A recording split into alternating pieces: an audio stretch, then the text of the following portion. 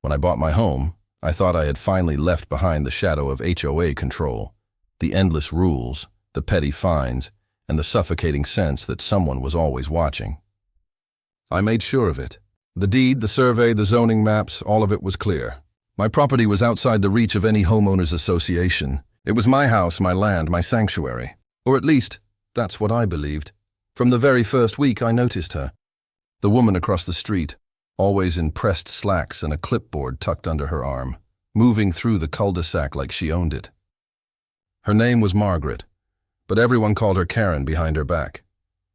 She was president of the HOA that governed the other side of the subdivision, and from the moment I pulled my moving truck into the driveway, she decided my home, and my family, fell under her rule. She left pamphlets on my porch about dues. She slid notices into my mailbox about trash can placement and lawn care standards. She even stopped me mid-yard work one afternoon to lecture me about approved exterior paint colors. I reminded her, firmly but politely, that my property wasn't under her HOA. She smirked like I was misinformed, muttered something about community standards applying to everyone, and walked away as if the conversation had gone her way. I brushed it off, thinking she'd get bored eventually. But the harassment kept coming. A pink slip appeared taped to my front door, citing a fine for improper parking. A letter arrived demanding back dues I supposedly owed from the previous owner. None of it had legal weight, but the steady drip of her presence wore on me. Each time I saw her across the street, arms folded, lips curled into that knowing smile, I could feel her plotting the next move. Then came the morning that shifted annoyance into something far darker. It was a Saturday, cool and quiet, the kind of morning meant for slow coffee and simple chores. I was in the backyard, mending a section of fence, when a sound froze me in place. A metallic rattle, subtle but unmistakable. The faint scrape of metal sliding against a lock. My lock. For a second I thought I imagined it, the way your mind can invent noises when you're alone. But then it came again, sharp and deliberate. The unmistakable sound of someone trying keys on my front door. My stomach dropped. The tools slipped from my hands into the grass. I ran, heart pounding, feet hitting the ground harder than I realized, until I rounded the corner and saw her, Karen, standing on my porch with a heavy ring of keys, flipping through them like she had all the time in the world. Clipboard wedged under her arm, muttering about inspections, she fit one key into my deadbolt and twisted. My door jolted, the lock catching halfway. The sight knocked the breath from my lungs. She wasn't knocking. She wasn't waiting.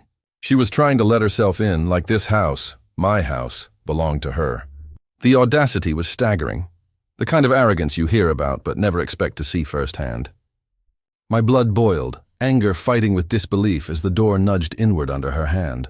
She actually smiled, smug, victorious, as if she had finally proven her control. And then she froze, because she wasn't stepping into an empty house. On the other side of the door stood my wife. She had just come home from her overnight shift, still in her full police uniform, badge catching the morning light, a fresh cup of coffee in one hand. In the other, clutched casually at her side, was an official arrest warrant she had collected that very morning for an entirely different case. The timing was almost unreal, Karen's face drained of color. The grin shattered into silence. She blinked, the keys trembling in her fingers as her gaze locked on the uniform, the badge, the document that screamed authority. Time seemed to hold its breath in that moment. The trespasser caught mid-crime, the officer catching her red-handed, and me standing frozen at the edge of the porch. Adrenaline surging through every vein. That was the instant I realized we weren't dealing with simple harassment anymore. This wasn't just about fines or notices. Karen had crossed into something dangerous, something criminal. And as my wife's calm, unflinching presence filled the doorway, I knew the balance of power had shifted. For the first time, Karen looked small, cornered, exposed. But what I didn't know yet was that this was only the beginning. Because humiliation alone wouldn't stop her. People like her don't retreat quietly. No, they escalate. And over the next days, she would prove just how far she was willing to go to maintain her illusion of control, even if it meant dragging the entire neighborhood down with her. The silence on the porch stretched so long it almost felt physical, like a wall pressing against the air. My wife didn't raise her voice. She didn't need to. She simply stood there, the brim of her cap shadowing her eyes, her badge glinting with the morning sun, and that folded warrant still in her hand. The calm authority radiating from her filled every inch of the doorway, making Karen's presence look suddenly absurd. Her pressed blazer, her clipboard, her jangling ring of stolen keys. Karen's mouth opened and closed without sound at first, as though her brain couldn't reconcile what she was seeing.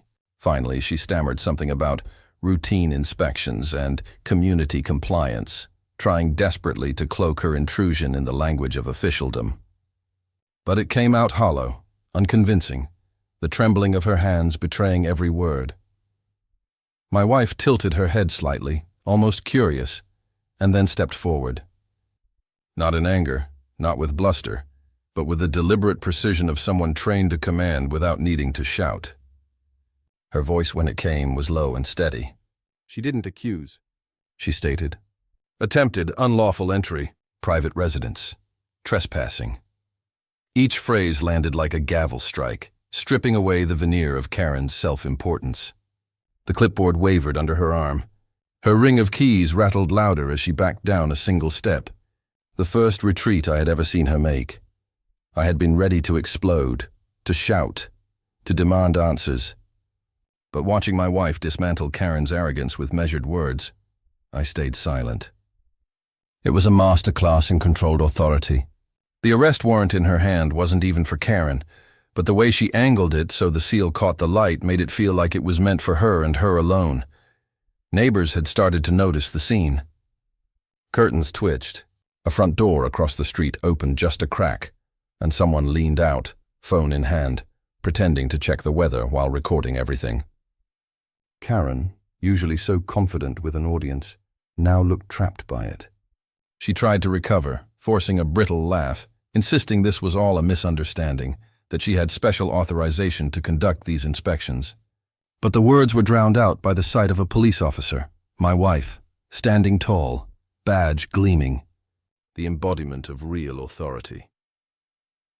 The moment ended with Karen stumbling backward off the last step, clutching her keys like a lifeline, muttering promises of clarification at the next meeting. She scurried away, shoulders hunched, the smirk that had once defined her face replaced by something rawer, humiliation. The neighbors across the street caught it all, whispering to each other as she disappeared into her house, slamming the door behind her. For the rest of that day, our home felt different. Safer, yes, but charged. My wife and I sat at the kitchen table later, the morning's adrenaline still pulsing through us. She explained what would happen next, that the incident would be documented, logged officially, and added to an incident report she had already opened on Karen after weeks of harassment. The security cameras on our porch had caught the key in the lock. The evidence was undeniable. She told me plainly. Karen was lucky we hadn't pressed full charges then and there. I thought that might be the end of it. Surely the sight of my wife in uniform, the reality of her authority, and the risk of criminal charges would be enough to scare Karen into silence. But if I had understood the kind of person Karen was, I would have realized humiliation doesn't tame them. It ignites them. The very next morning, a letter appeared in my mailbox, typed, stamped with the HOA's logo, demanding back dues of nearly $1,000. That same evening, a notice was taped to my door citing me for illegal exterior lighting. A day later, I overheard her on the street with a handful of board members, spinning tales about me being a disruptive neighbor, lowering property values, refusing lawful inspections. She couldn't win with force, so she shifted to smear campaigns, trying to rally the neighborhood against me. But what she didn't know was that every one of her moves was feeding directly into a growing file. Each bogus fine, each letter, each whispered lie caught on camera or overheard and logged. My wife had already begun compiling it all, and with each new act of pettiness, Karen was weaving her own noose tighter. And yet, for all the reports and all the evidence, the most important shift wasn't legal. It was social. The neighbors had seen her on my porch, keys in hand, caught in the act. Word spread fast, faster than even she could control. Questions whispered at first. How did she get that ring of keys? Had she been inside other homes too? Were all those so-called inspections just cover for something else? Suspicion crept through the neighborhood like cracks in a wall, and the image of her unshakable authority began to crumble. Karen wasn't finished. Not by a long shot. But the ground beneath her feet was shifting, and she could feel it. What came next wouldn't be her tightening grip on power, but her unraveling. And the unraveling would happen in public, under the same eyes that once feared her. The week that followed was unlike anything I'd ever experienced in a neighborhood. It was as if the quiet suburban street had turned into a stage, and Karen was the lead actor in her own downfall, refusing to step away from the spotlight, even as the audience turned against her. By the time the HOA meeting rolled around, the entire community was buzzing. Whispers on sidewalks, clusters of neighbors at mailboxes, conversations hushed when she passed by. People who had once nodded respectfully or stepped aside when she walked through now stared openly, their doubt written across their faces. The story of the master key had spread faster than fire in dry grass. Every detail, the rattling keys, the frozen smile, the uniformed officer standing in the doorway, had been passed from porch to porch, texted from neighbor to neighbor, until it was no longer just a rumor, but a collective truth. That night, the HOA's clubhouse was packed. Folding chairs scraped the floor as residents filled every available seat. The air was thick with tension, the kind that makes the room feel smaller than it is. Karen sat at the head of the table, her clipboard clutched tightly in front of her, lips pressed into a hard line. She tried to begin the meeting with her usual clipped efficiency, rattling off agenda items, but the room wasn't listening. Hands shot up, voices interrupted, questions came hard and fast. Where did you get that ring of keys? Have you been inside our homes? Who gave you the authority? Do you realize what you've done? She tried to laugh, to brush it all off as a misunderstanding, the same word she'd used when caught at my door. But the laughter rang hollow. Someone near the back slammed their hand on the table, demanding real answers. Another stood, voice shaking with anger, accusing her of abusing her position. The murmurs turned into shouts, the once orderly gathering dissolving into chaos. Karen's voice rose higher, desperate now, snapping at the crowd about ungrateful neighbors and outsiders ruining the community. She pointed across the room, accusing me directly, trying to paint me as the enemy who was stirring rebellion. But the tide had already turned. People shook their heads. Others called out that I wasn't even part of her HOA, that I owed her nothing, that what she had done was illegal. Every word she spoke only dug her deeper. And then, one by one, board members she once controlled began to distance themselves. Faces that had always sat silently in agreement with her shifted away, eyes downcast, unwilling to defend her. Finally, one man stood, his voice cutting through the din. He said what everyone else had been thinking. Her actions weren't just inappropriate, they were criminal. The board moved swiftly after that, stripping her of her title in a vote that felt almost ceremonial, the final blow delivered with a simple majority of raised hands. The humiliation was absolute. The woman who had ruled the cul-de-sac with fear, who had dictated every flower bed and paint swatch, was left standing at the front of the room with no authority, no allies, and no defense. She tried to gather her papers with shaking hands, muttering about injustice, but no one listened. The neighbors who once avoided her gaze now looked her dead in the eye, their silence louder than any words. Within a month, she was gone. It happened quietly, almost like she couldn't bear the eyes of the community on her anymore.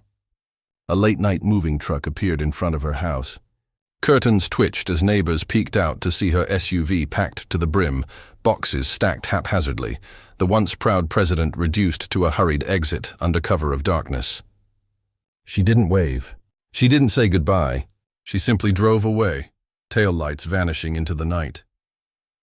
The morning after, the neighborhood felt lighter. People lingered on porches again. Conversations carried a different tone, one of relief instead of tension.